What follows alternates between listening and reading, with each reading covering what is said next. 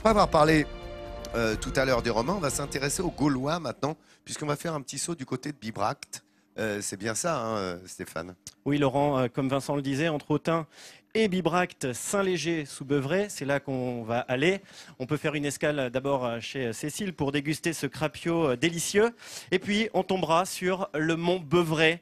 Et donc, situé à une trentaine de kilomètres d'ici, vous le voyez, à Saint-Léger sous Beuvray. Et c'est aujourd'hui une gigantesque forêt. Mais avant cela, très loin en arrière, très loin en arrière, il y avait une ville fortifiée gauloise, la très fameuse Bibracte.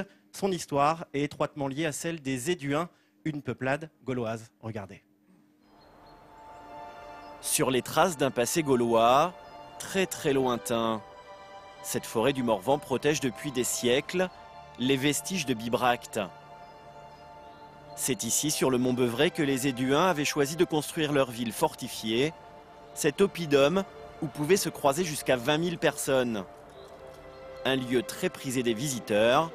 Laissons-nous conter sur le terrain l'histoire de Bibracte. Bibracte était donc la capitale des Éduins, un des peuples les plus riches de la Gaule. Il faut, pour se figurer cette ville d'il y a 2000 ans, faire abstraction de tous ces arbres. Il n'y avait pas d'arbres à l'époque ici. On pense d'ailleurs que le Morvan était beaucoup moins boisé il y a 2000 ans qu'aujourd'hui.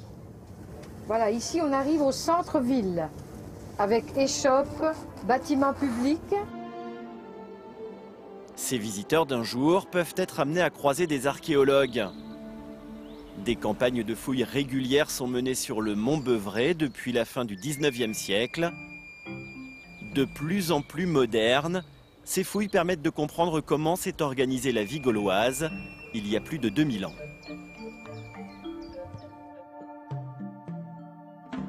Ce qui est intéressant, c'est que donc on voit un certain nombre de structures qui apparaissent, donc des structures qui étaient déjà connues puisque fouillées soit au 19e siècle, soit plus récemment.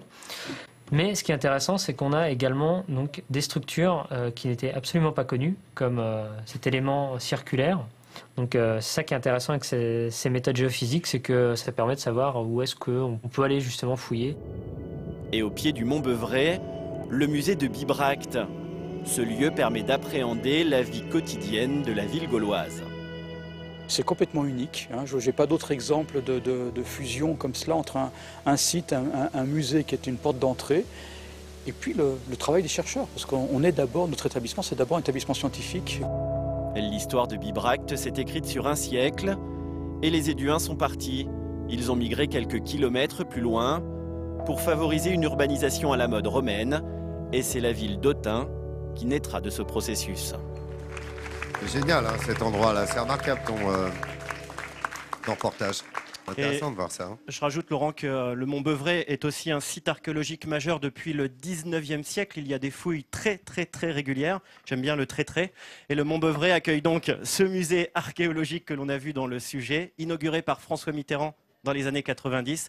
Il a été complètement rénové il y a 2 ans. Voilà, et il est ouvert à partir du printemps, tout l'été, jusqu'à l'hiver. Voilà, c'est un conseil de Stéphane qui représente ici, évidemment, la rédaction de France 3 Bourgogne et qui connaît et aime cette Bourgogne. Tiens, un coup de chapeau également au lycée d'Autun, au collège d'Autun qui est avec nous. Regardez, derrière Nathalie Schran, le collège La Châtaigneraie d'Autun, classe de 3e. Salut à vous, merci d'être là. Ils sont venus voir comment fonctionne la télévision du service public, celle de France 3, lorsqu'elle est en région. Et qu'elle est dans l'ADN justement de France 3. Vous êtes toujours au bon endroit, c'est midi en France, et ça va bien.